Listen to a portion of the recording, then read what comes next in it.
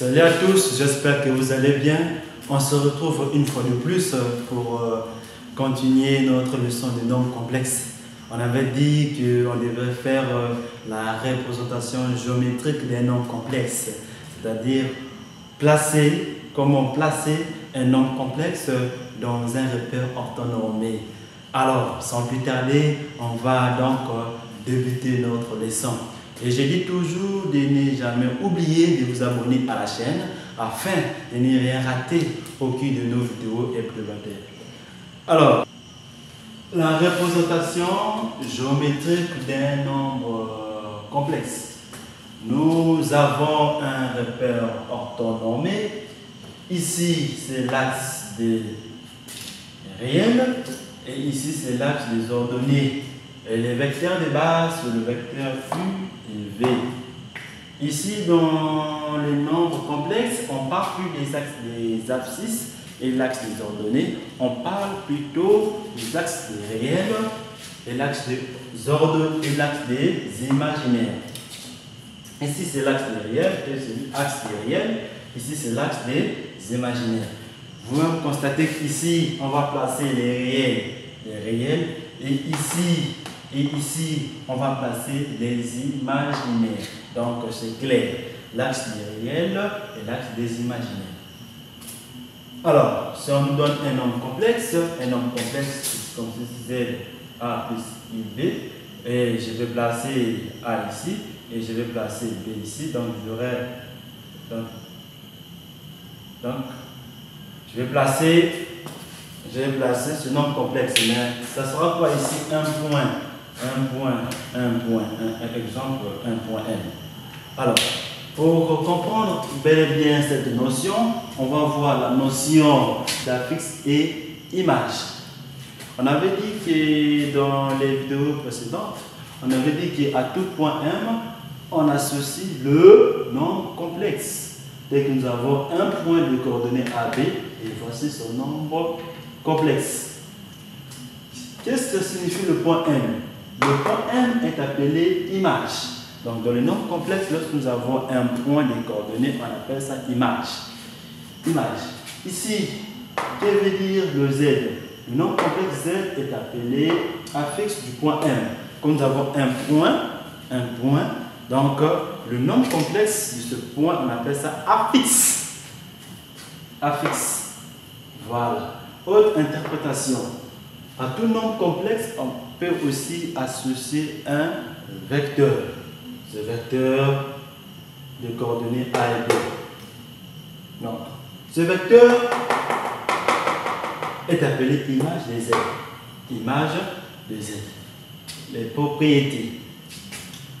Soit A, B, C, D. Point d'affixe respectif ZA, ZB, ZC. Et comment trouver l'affixe d'un vecteur? On donne le vecteur AB. On nous demande de trouver son affixe ZAB. Donc, vous connaissez même dans les coordonnées d'un vecteur. Ici, nous avons vecteur. Ici, on commence XB moins XA, YB moins YA. C'est les mêmes ici pour les nombres complexes. Lorsque nous avons ZAB, ici c'est ZB, ZA. Voilà, attention pour l'inverse. Si tu fais ZA moins ZB, ça sera totalement très faux. Alors, c'est ça, c'est comme ça qu'on détermine les coordonnées d'un vecteur. Le nombre complexe, les coordonnées d'un vecteur est là. Le nombre complexe d'un vecteur. Donc, c'est dans la même logique. Alors, ici, I est le du segment AB. Mais donc, comment représenter l'affixe du milieu d'un vecteur? L'affixe du milieu d'un vecteur, tel que le milieu c'est la moitié, ça veut dire qu'on va prendre l'affixe de ce vecteur de chaque point qui compose le vecteur divisé par D.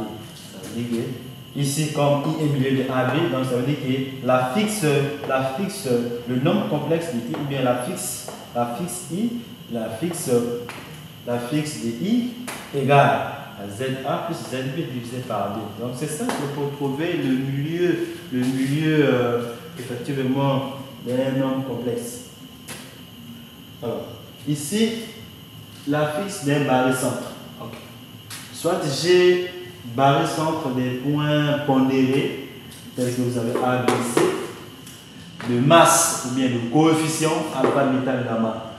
Vous savez que pour que je sois barycentre, on a fait cela depuis la classe de première seconde. Pour que ça soit barycentre, il faut que ces masses soient comme la somme de ces masses ou bien la somme de ces coefficients soit différent de 0.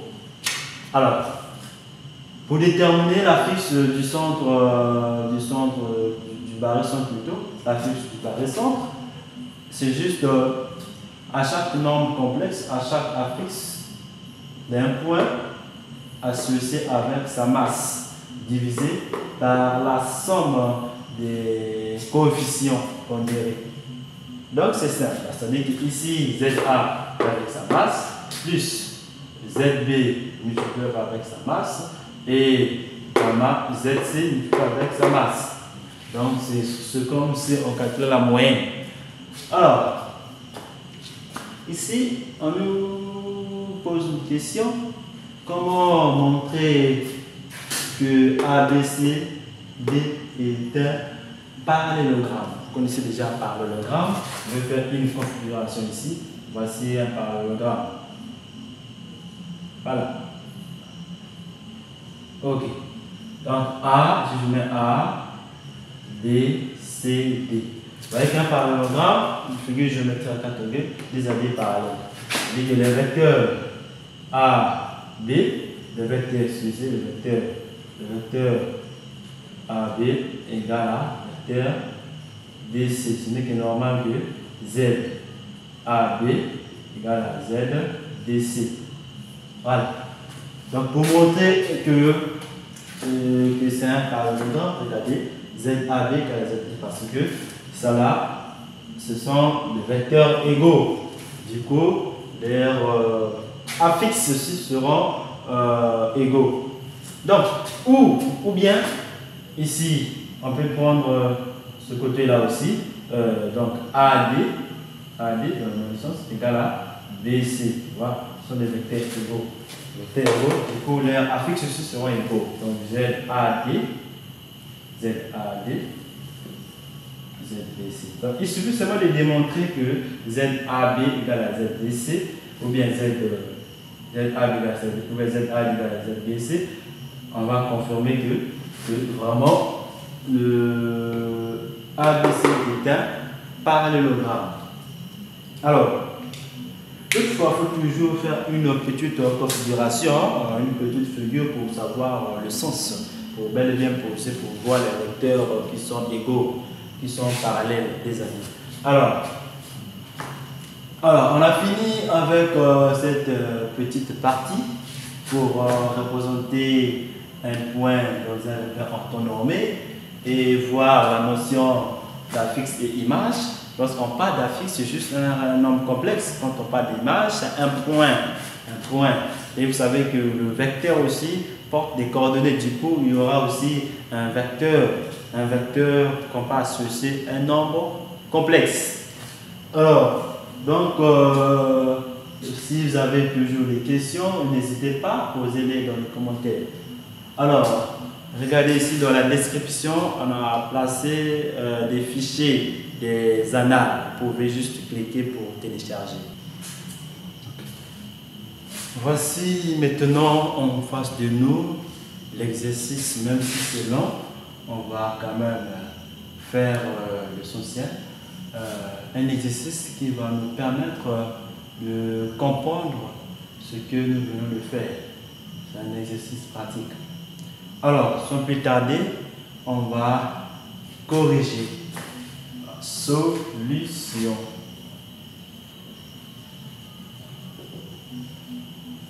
Ok. On va d'abord lire l'exercice. Dans le plan complexe muni d'un repère orthonormé direct et on donne les points A, B, C d'affiches respectives moins 3, la fixe respective. Et la toute première question, c'est de placer ces points dans le repère orthonormé. Donc, on va placer ces points, plaçons les points. Plaçons les points A, B, ici.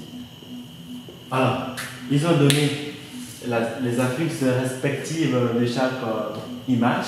Donc, je vais d'abord copier ici. ZA égale A, respective, moins 3 dpi. OK. ZB égale 3pi. Et enfin, ZC, c'est 2 moins 5 sur TI. OK. Donc, on va les placer. Ici, nous avons les affixes. Il faut trouver maintenant l'image. L'image de chaque point, j'ai A. Ici, la partie réelle. Ici, c'est la partie imaginaire. Donc, ici. Ici, la partie réelle est nulle. Le point B. Et la partie imaginaire égale à 3. C réel 2, imaginaire moins 5 par. Très bien. C'est ce point-là qu'on va représenter dans le repère des images. Ce sont des images qu'on représente dans le plan. Alors, on va mettre le point A. L'axe des réels. L'axe des réels, c'est combien? Moins 3 ici. Et moins 2 ici. Donc, on peut prendre la règle.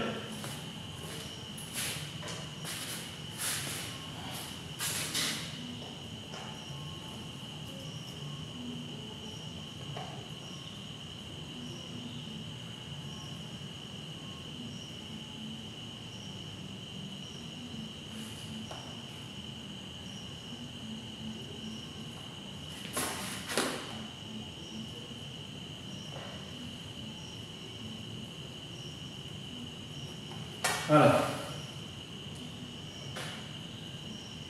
Le point A. Le point A est là. On va mettre le point B. Affixe plutôt l'axe des réels est nul, donc 3 sur l'axe des imaginaires. Voilà. Ok, enfin, ici, le point C. L'axe des réels, c'est quoi? 2. Et l'axe de l'imaginaire, c'est moins 5 sur 2. En moins 5 sur 2, ça veut dire quoi? 5 sur 2 égale à 2,5. Donc, moins 2,5. La moitié. La moitié d'ici. La moitié. OK. La moitié ici. Donc, voilà. Donc, je vais joindre ça. C'est combien? 2 et... Alors, ici.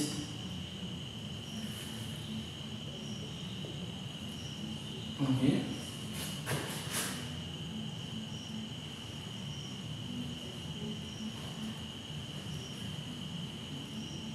Donc, le point C.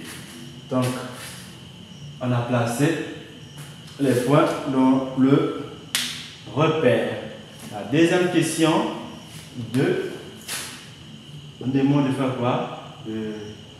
Calculons les affixes. OK. Petit a, I est milieu de A, B. Donc ça veut dire segment. Hein? Segment A et B. OK. On vient de voir que milieu veut dire quoi? On va trouver l'affixe du milieu. Alors, ZI, comme ce milieu de A, B, ça veut dire quoi? C'est divisé déjà par D. Les affixes de chaque point. ZA plus ZB. Et je vais remplacer divisé par D. ZA c'est quoi? ZA c'est moins 3, moins DI, ZA. Et ZB c'est quoi? Plus ZB, c'est monsieur là. 3i. Donc, comme on a fait les opérations dans l'ensemble C, pour faire la somme, on va calculer ce qui sont semblables. Donc ici 3, donc j'aurai 3. Ici c'est I, donc je peux calculer, ça donne combien? Ça donne plus I divisé par 2. Donc du coup, je trouve cela implique que ZI égale à combien? Moins 3,5. Plus 1,5 de I. Voilà. On a ce monsieur. On peut aussi le placer dans le repère orthonormé. Donc I a pour coordonnées moins 3,5 et 1,5. 3 divisé par 2, je pense que c'est 1,5. 1,5 c'est 0,5. Donc 3,5 moins 3,5. Ici 1,5. Je prends là.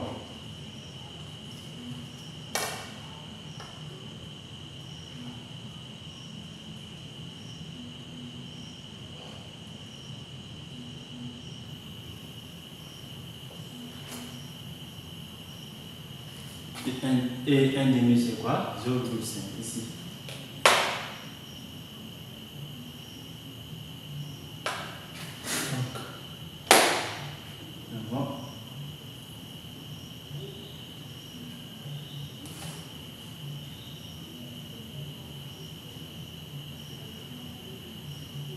Même si on ne nous a pas demandé de placer, je place quand même pour voir un peu la figure. Alors, deuxième question. B.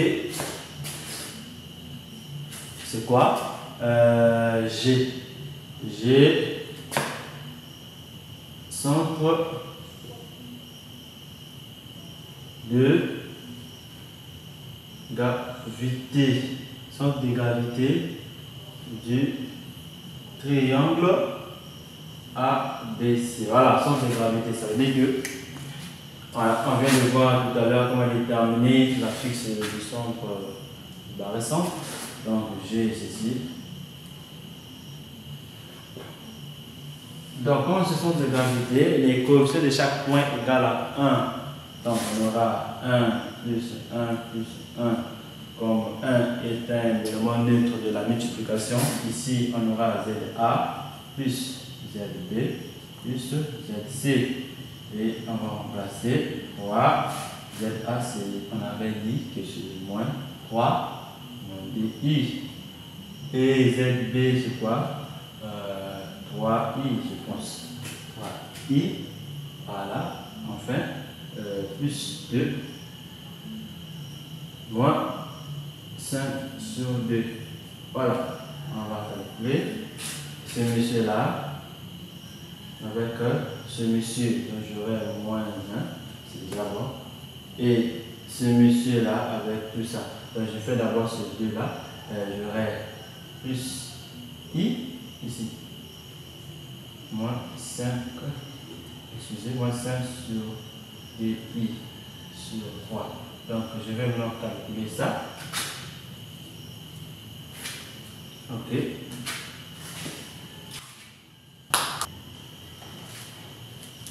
Donc, on va faire cette opération ici. Donc, quand on change de page, il faut toujours rappeler ce que nous sommes en train de calculer. Toutefois, il faut faire cela. Ok. Ici, déjà, c'est connu, c'est bon. Ici, je peux faire l'opération là, I, moins 5 sur 2, I. Donc, on va voir 1 moins 5 sur 2. Donc 2 fois 1, 2 moins 5 divisé par 2. 5 divisé par 2, j'aurai trouvé mon 3 sur 2.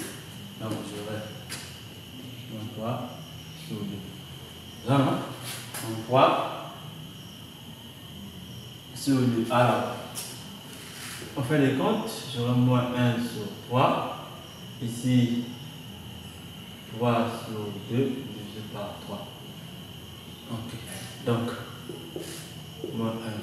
3 et I, Z. Nous allons faire les fractions, donc on aura donc 3 sur 2 divisé par 3, il y a un invisible qui est là, donc j'aurai à trouver combien? À trouver 3 demi multiplié par l'inverse, multiplié par l'inverse, donc j'aurai 1 demi, ok, et là, 1 demi, donc moins 1 demi de I, donc je pense. Voilà. Donc, on a déterminé la fiche du point G, étant donné que G est le centre de gravité du triangle ABC. Donc, quand on parle de centre de gravité, les coefficients de chaque point égale à 1. Voilà. Donc, c'est C, H égale à barycentre. Voilà, de quel point? Le point, le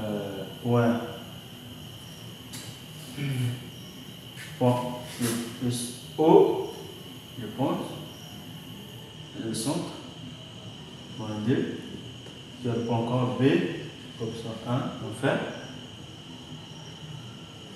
I, voilà. Ça veut dire quoi? Ça veut dire que ZH égale à une fraction. Il faut toutefois vérifier est-ce que vraiment la somme de ces coefficients, de ces masses est différente des zéros pour que ce soit barycentre. Donc on constate c'est égal à moins 2, donc c'est différent des zéros. Donc H est vraiment barycentre de ces points des pondérations respectives. Alors, donc on avait dit que moins 2, Z la formule, ZO, la somme, 1 c'est rien, c'est l'élément neutre de la multiplication, donc ZB, ici le signe moins est là, donc ZI divisé par la somme de ce monsieur là, moins 2, plus 1, moins 1. Ok, pour gagner l'espace. Donc ici, cette somme-là, ça donne moins 2. Je vais remplacer ici. Or, la fixe du centre du repère égale à 0. 2 fois 0, 0. Donc le centre a pour coordonnées 0, 0. Donc du coup, cela implique que la fixe du 0 égale à 0. Donc 2 fois 0, moins 2 fois 0 égale à 0. Donc ça me reste que ça. ZB c'est 3i, je pense. 3i et ZI, on vient de déterminer oui, ZI. Alors ZI. Alors, moins le moins est là. ZI moins 3 demi plus 1 demi de I. 4. Moins 2, 3i, le moins va rentrer, plus 3 demi, moins 1 demi de i. Donc on va faire ceci.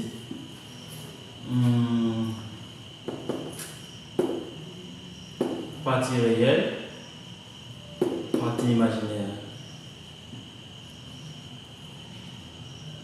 Là on peut faire on peut faire le calcul ici. 3 moins 1 demi. Voilà, 2 fois 3, 6. 2 fois 3, 6, moins 1 sur 2. Ça donne effectivement 5 sur 2. Ok, 5 sur 2. Donc, je peux continuer ça ici. Ok, et là, j'ai 3 demi. J'ai plus 5 sur 2 i.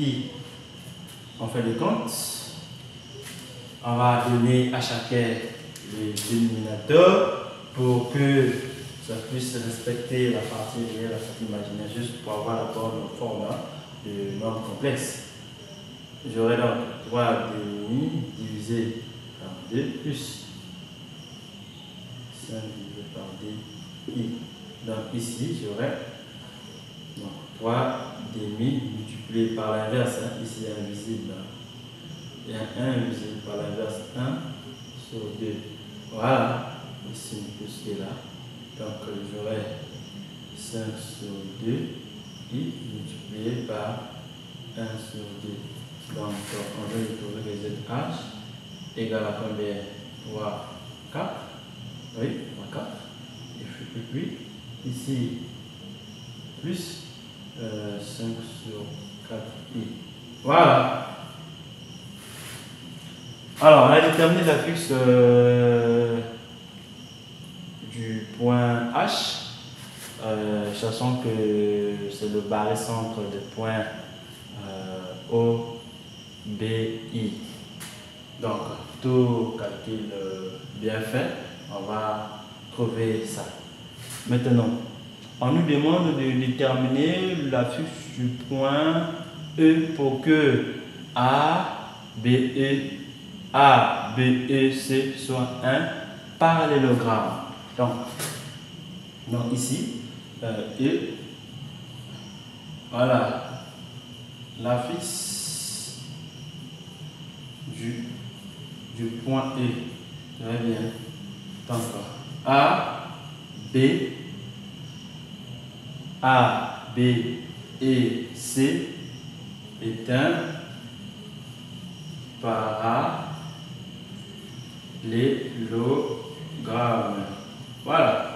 Je peux faire une petite configuration pour voir les vecteurs égaux. Voilà, parallélogramme se présente comme ça. Ok. Donc, regardez le sens. Je vais mettre A ici, ça dépend de vous.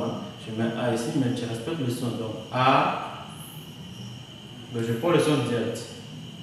A, B, et C.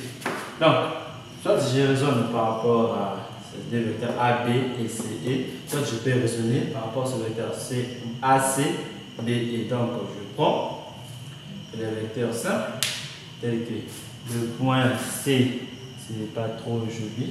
Je vois le point, voilà, partout le point. Donc, je prends ceci. Donc, Z AB doit être égal à Z AB, donc ZCE. ZCE. Ok. Donc ceci, on va remplacer. Donc Z B, on a vu comment déterminer la fixe d'un vecteur. ZB moins ZA égale à Z quoi? ZE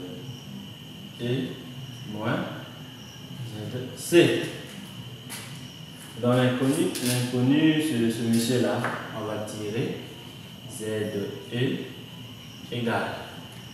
Alors, tout en changeant de membre, en changeant de signe, donc j'aurai ZB moins ZA plus ZC.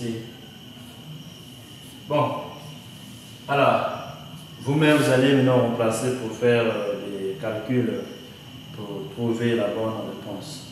Alors, c'est tout pour cette vidéo. Merci de m'avoir suivi.